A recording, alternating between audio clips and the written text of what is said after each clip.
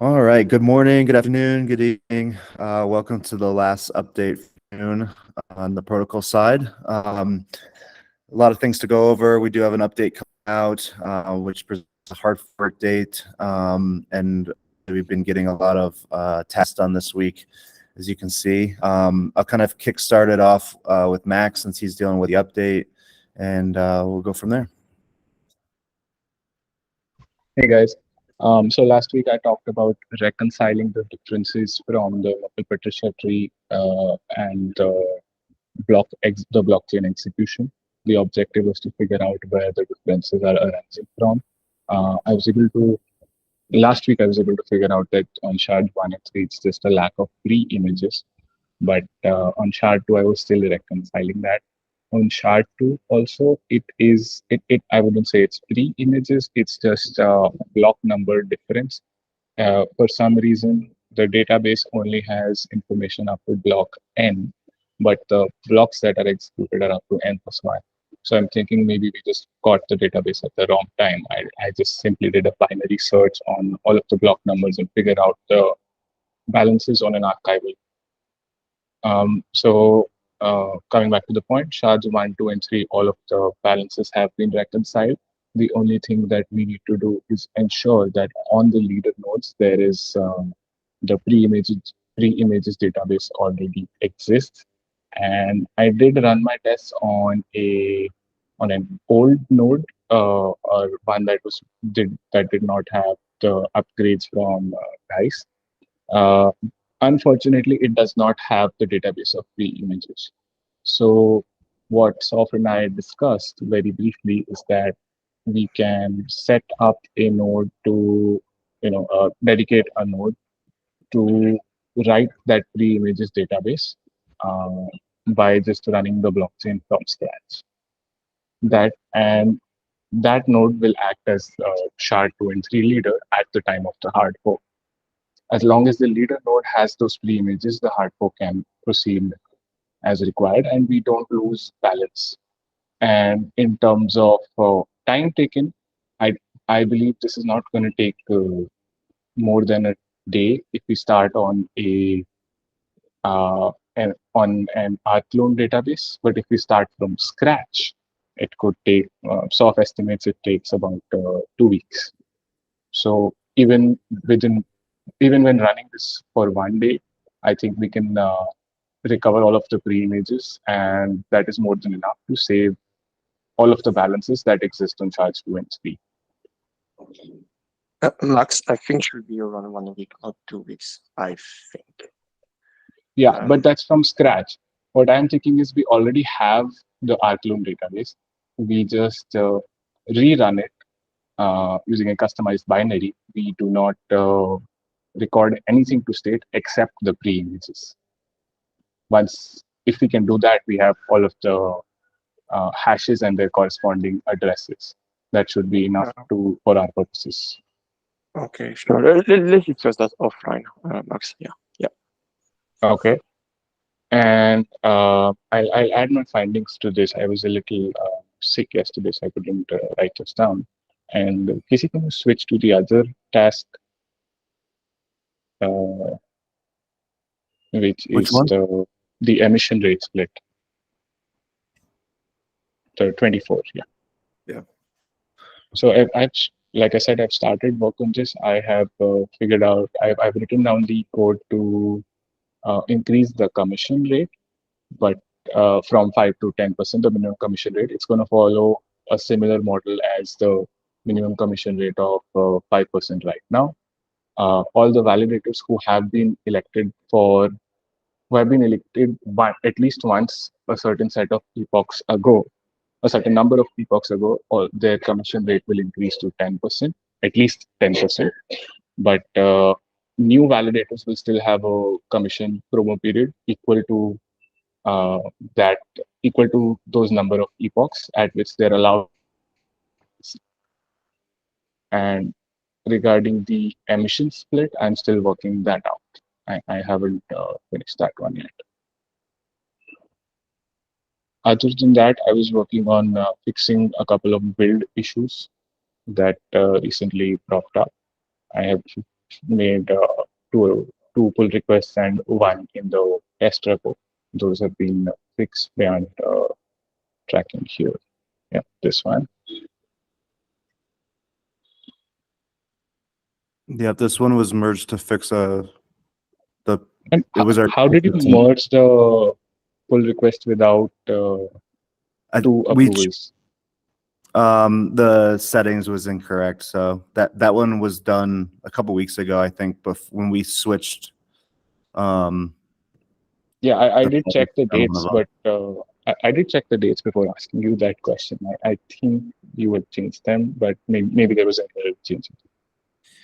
Right, and I think when I because when we pushed to main, I actually removed the dev branch. I actually deleted it and everything over. So if you look at like some of these PRs that have been here for a while, you'll see that I switched it to a temp dev.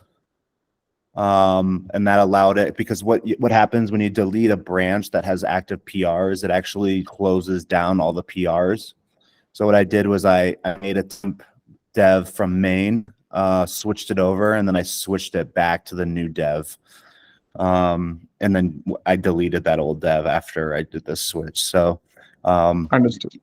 on some of the PRs, you'll see that. And I think maybe that one PR just kind of snuck through.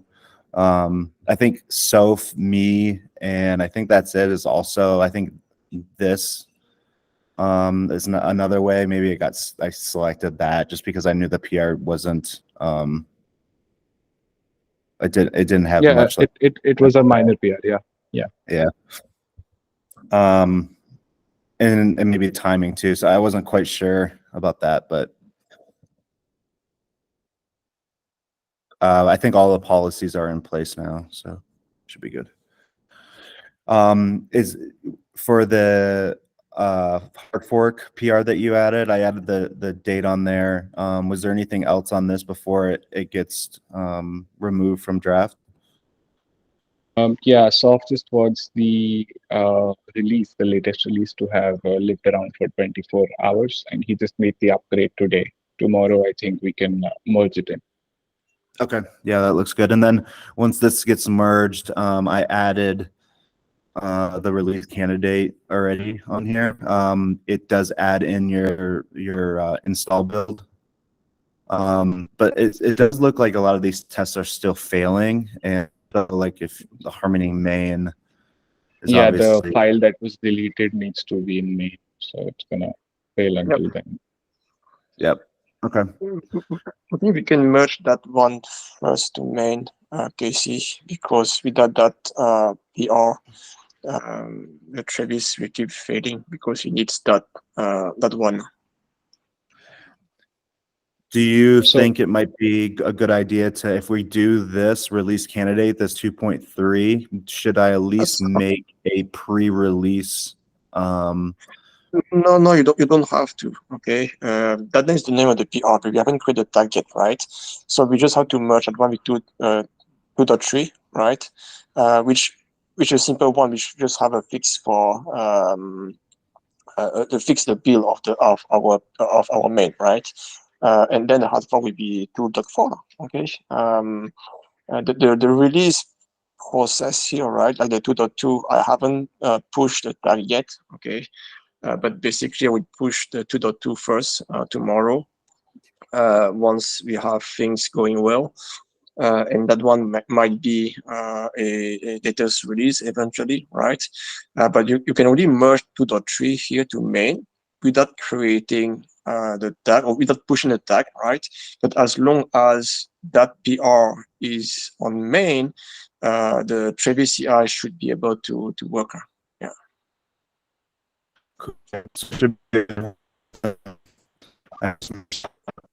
Sorry, can you do a merge using like merge commit? I hope it's not rebase or squash here. No, yeah, I already did that. I did a merge. Is a merge commit just now, I saw. Yeah, it's merge. You just gotta revert back to the last merge or the last type of PR that was merged. So when we look at these ones now. We just got to make sure that on some of these that are just going to dev that we squash. So now say merge. Before we do that, we just got to make sure it goes to squash.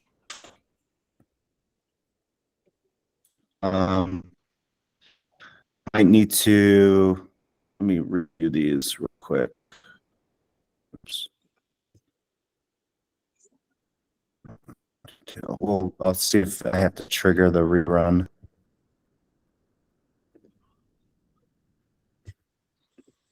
So no worries, Katie. I think we can move on with the meeting. Those Yep. operational stuff you can look it off right now. Yeah. Max?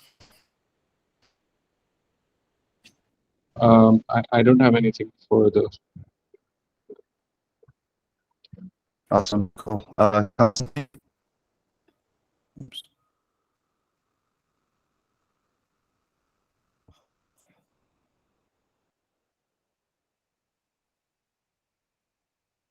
Constantine, you there? Oh, yeah, I'm here. Okay. This week I'm returning back to leader rotation. Currently I'm working on I noticed that it doesn't work fine with revert functionality. So now I'm working on it to support it correctly. And blockchain directory doesn't contain tests. It's difficult to create tests, to create blockchain without shards. So I'm creating tests for leader rotation and rollback.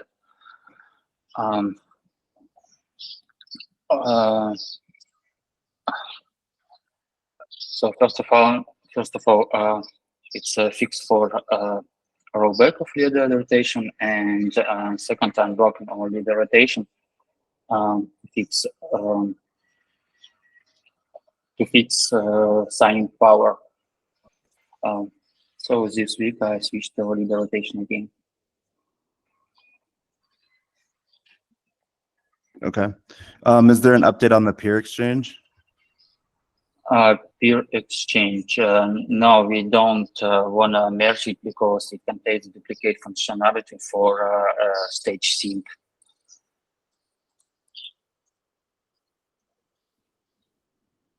Gotcha. So, do you want to move this into like a backlog then, or do you want to just close this out? Yeah, it should not be in development. Okay, I'll throw it in backlog. If you want to put like an update onto this, if you could just like add a comment just to like mark it on there. Okay, I'll put mark. Okay.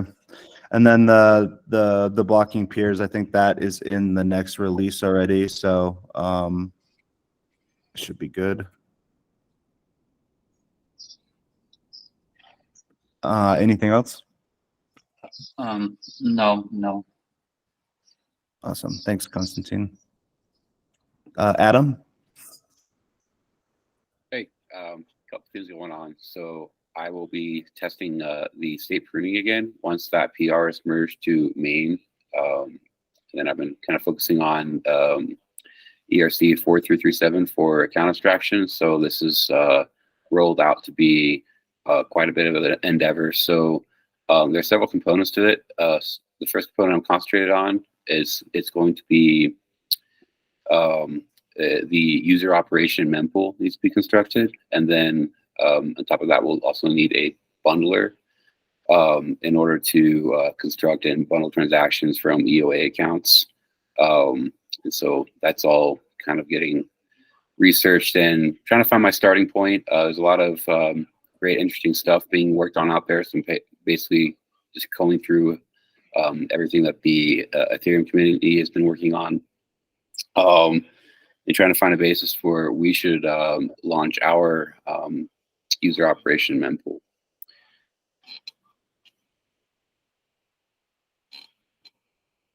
And we could unroll that in a larger discussion. You'll see there are currently 5 subtasks under account abstraction. So those will be user track progress for each component of account abstraction that needs to be developed, starting with the user operation mempool. Yeah, you can see how it gets pretty complex. My original estimate of like what account abstraction is was always like, it could be done in just a smart contract. And the more you get into the weeds of it, you kind of realize there's a lot of moving parts. Yeah, there's a lot of smart contracts out there that are being worked on. I've been seeing a lot of examples. ETH Affinitism has a bundler out there. There's a few other bundlers that I've observed. I think there was another one. There's actually a product being released by another group. I can't remember the name of them. I'm kind of watching that one as well. I'm not sure what the licensing is on that one's going to be either. But yeah, most is going to be smart contract, except for, of course, the user operation mempool. So there's going to be, some additional node operation for an EOA account to be able to bundle transactions, and that has to be it's a whole nother mempool. So how that works is once those are validated, then they will be transacted on the mempool. What I can also do is maybe set us up with like a group meeting with Z, who does the trustless wallet, and maybe get a little bit of like synergy going on to see like what his needs are too, or like where he sees account abstraction in terms of like a wallet perspective. And maybe there'll be some insight there, but I can make that. I don't know if you met him when we were in San Francisco together, but we'll get a group chat going. Yeah, definitely. We'll need that. There will need to be a smart wallet, something to interact with the contract account to get those transactions over to the user operation mempool. It's quite a process. I'm still trying to like understand it all fully. There's a lot of stuff. It is definitely significantly different than the last user account abstraction. What was that? It was EIP 2938. So that was one that required a hard forking change. This is entirely, like you said, smart contract based with needs to an additional node component. Yeah, for the fees. Awesome. Yeah, I appreciate the update, and I appreciate the development guide addition for the PR issues and pull request deletion. Yeah, let me know if there's anything that needs cleaned up. I'm not really the best with Markdown, so it could probably use some sprucing up. Yeah, and my original kind of thought was to have just one page with all of the development guide stuff. And I see you added like an issues one, and I think it's a good way to modulize everything and eventually make it kind of a full report. I wasn't sure what you were going for there. Yeah, I did notice the document was kind of long, so I did create that second file and link to it from the README. But we can do it however way you need to. Yeah, I like it long. So, but I don't mind splitting it up and making it more readable. So the more optimizations like that, like I'm always going to be for. So. Awesome. What else? So yeah, I actually just started on my on-call shifts yesterday. I seen a couple. I got an alert for 90% signed. That was about it. There's some other triggers that were opened early this morning before my shift. I'm not sure if you want to look at those, they were assigned to you. I'm monitoring now. That's all I could basically do at this point is monitor and intervene when something goes wrong, but I might still have to ping either Self or UKC if something on mainnet goes down. Yep, and Sun is really good, and on top of it too, he's becoming the DevOps man. Good to know. Awesome. Talking about mainnet and the on-call. So you guys might have seen my message.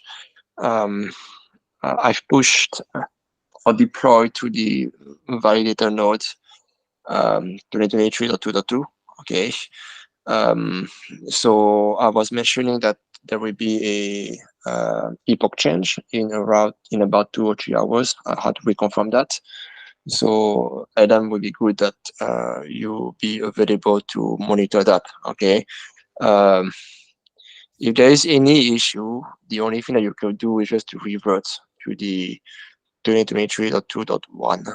Okay, the one that is currently on the GitHub, the latest release, because that was the release those that were running before. Okay,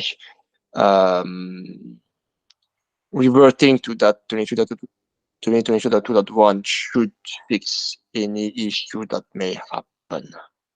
Okay, so yeah.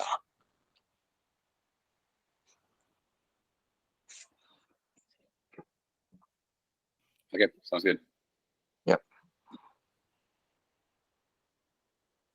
Awesome. Yeah, I think when it comes to these type of updates, especially when we update testnet in preparation for a mainnet release, I think I wouldn't say it's all hands on deck, but I think all of us should just be really attentive and like critique the update, right? If something is going or something isn't as expected, we should just all be on top of it and raise our voices when we see something. Assuming nothing goes wrong here in the next couple of days, are there any updates expected to be pushed out on Friday evening or sometime this weekend? Update on Sharp, what do you mean? Can you? I mean, I'm just like, have you forecasted or scheduled anything else to be updated this weekend? No. Usually I'm trying to avoid things during the weekend. At most, as I said in my announcement, right, in the maintenance channel, I would do tomorrow on my Friday the upgrade of the RPC node archival and non-archival. Okay. But usually if there's any problem, right, in terms of consensus and all, it would be mainly on the validators node, right?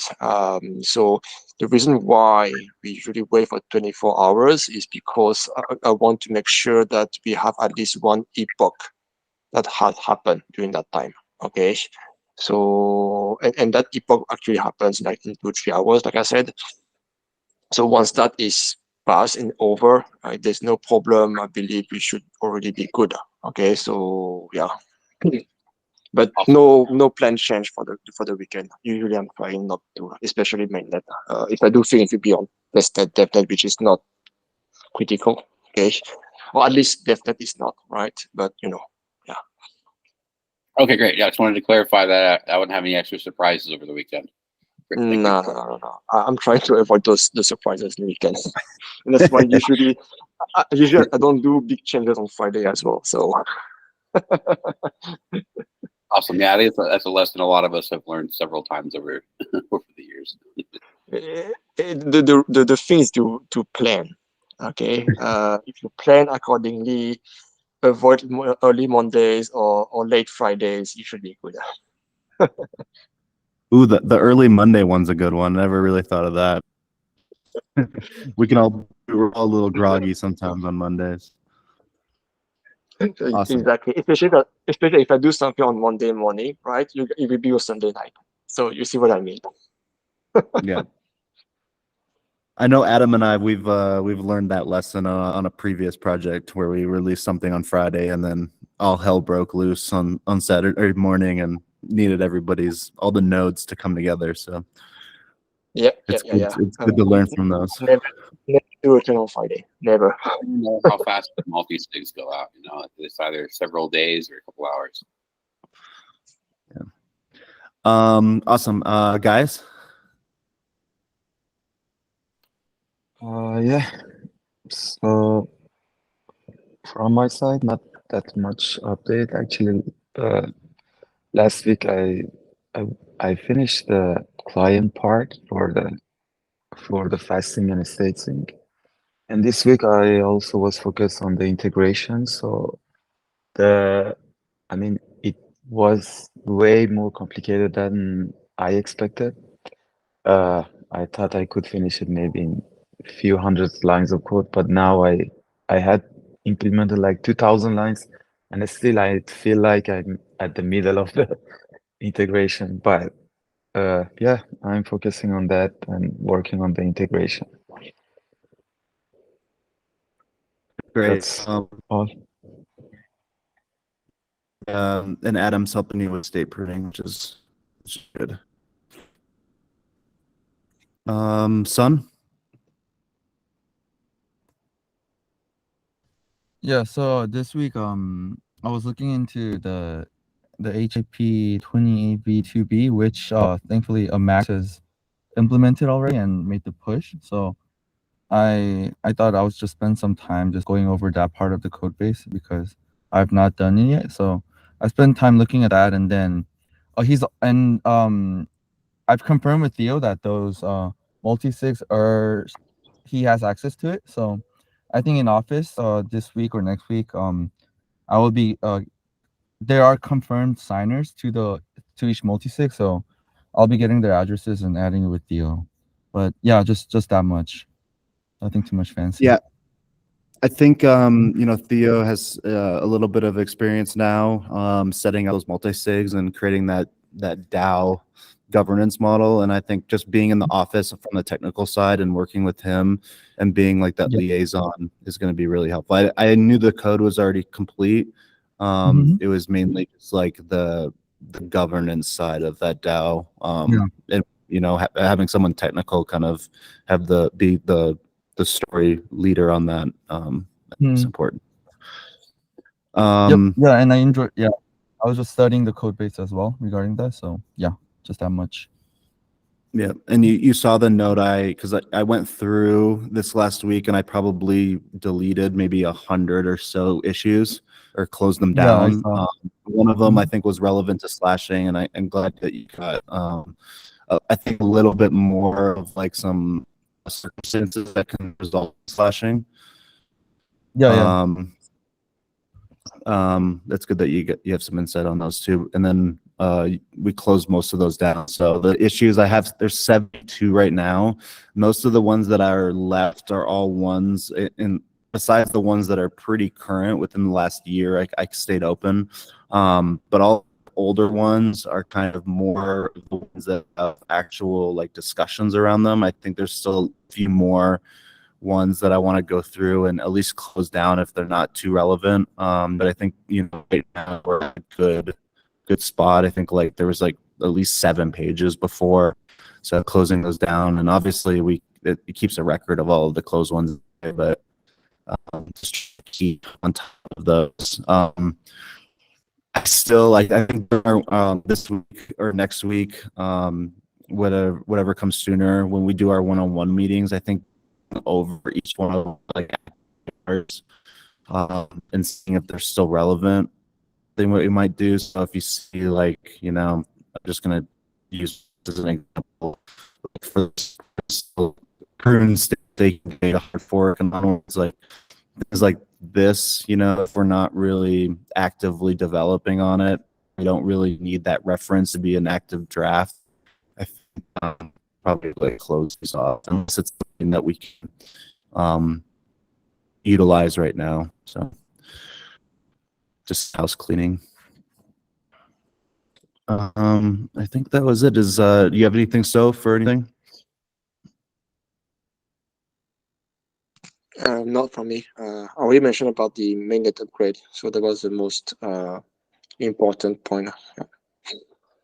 Okay. I do have 2 things, just general housekeeping that I want to go over after we shut the recording off.